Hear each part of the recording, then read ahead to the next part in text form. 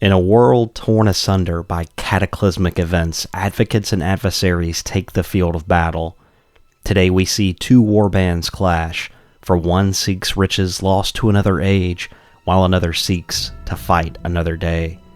Welcome to another presentation of Relic Blade on Miniature Game Montage. Alright, thank you for joining us today. We have an exciting game between the Adversaries and Advocates. The Adversaries have a Dark Prophet and an Iguan Marauder. The Marauder carries heavy armor and has Bastion. They have a Slayer Squid with a Shadow Glass Dagger and a Cricket with Cloak of Concealment. They also have a Healing Herb mixed in. The Advocates have a Hellhound Berserker with Feral Valor, a Gnome Grenadier with Alchemical Munitions, a Long Guard Infiltrator with Healing Herb, and a Warden of Justice with Inner Mastery. The scenario today is Temple Defense, and the Adversaries will defend. Treasure tokens have been placed on the board per the scenario rules, and Advocate forces can deploy from the corners. The treasure markers are special to the Adversaries, and they are to defend them at all costs. The Advocates are trying to loot these items and get them off any battlefield edge. If the treasures can't be moved by the end of the 5th turn, the Advocates will be forced to drop them and turn away as darkness falls. Thank you so much for tuning in. Turn 1 is coming up next. I hope you enjoy. And the Adversaries will go first. The Dark Prophet is going to make moves across the board and then attempt to fire Decay at the Gnome Grenadier. The Dark Prophet rolls up a 6 on the challenge die and ends up doing 2 damage to the Gnome Grenadier and giving him poison before he casts Decay again, landing another hit, which is a critical. The Gnome suffers another point of damage before returning fire. He is injured and poisoned, so only has 2 action dice. He uses them both to take a shot. The shot hits the Dark Prophet and a 10 is rolled with Alchemical Munitions. With that amount of firepower, the Dark Prophet becomes disabled, as the Iguan Marauder uses actions to make moves. Targeting the Long Guard Infiltrator, he lets loose with a crossbow, landing a hit. The challenge roll is not good enough, however, and the shot is deflected. The Iguan Marauder uses his last action dice to take a dodge.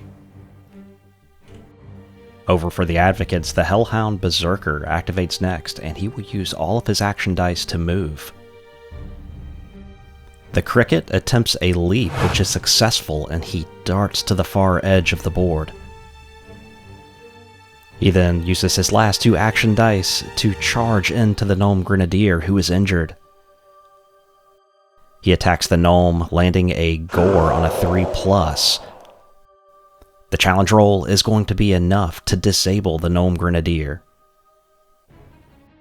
The Advocates have the next activation, and the Warden of Justice is going to move forward and take a dodge. The Slayer Squid reacts by heading in the Warden's direction to take him on. First, the Squid takes a dodge and then throws his dagger, landing a hit. The first shot bounces off of the Warden's armor. The next dagger thrown by the Slayer Squid fails to find the target.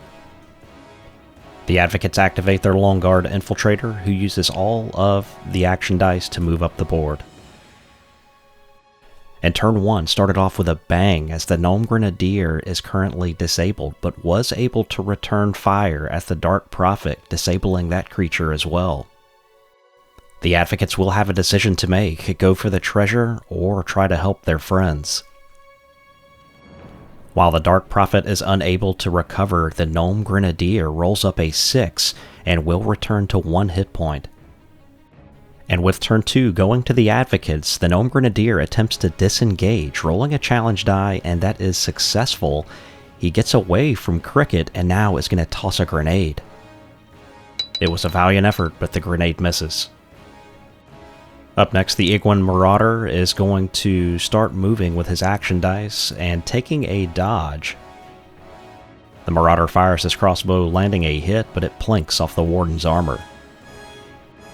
Up next, the Hellhound Berserker has made the choice to protect his friend as he lunges into combat with Cricket. He performs Gut Spiller and lands a critical on a 3. The challenge roll is enough to disable Cricket. Now we must have missed the critical, as we did allow Cricket to activate next, and while he was unable to retreat, he was able to successfully attack the Hellhound. Back to the Advocates, the Long Guard Infiltrator moves forward and attempts to toss a dagger after taking a dodge. After missing, he throws another dagger, landing a critical. He rolls 2d6 and takes the highest, but the squid dodges and only takes 2 wounds.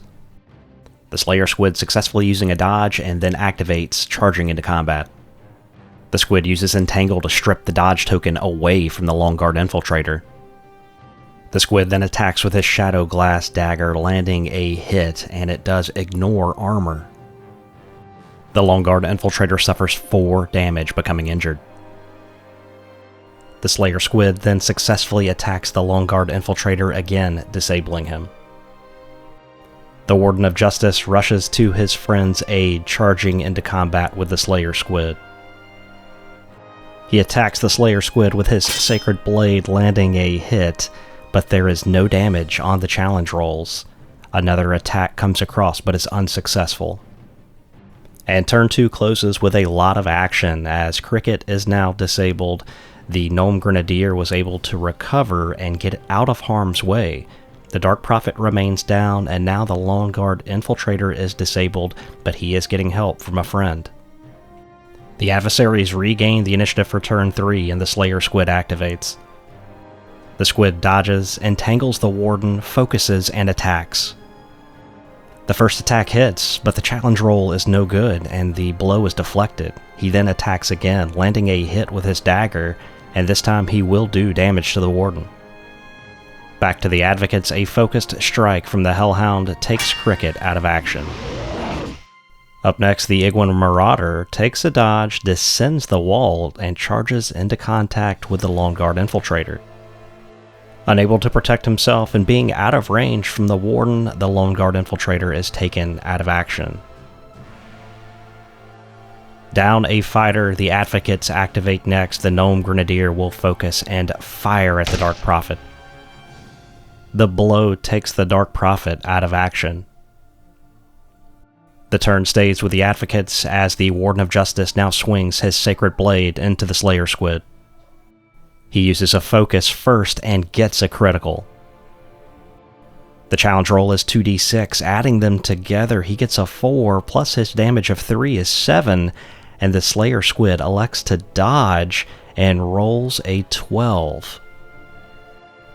A bit disheartened, the Warden attacks again, landing a hit.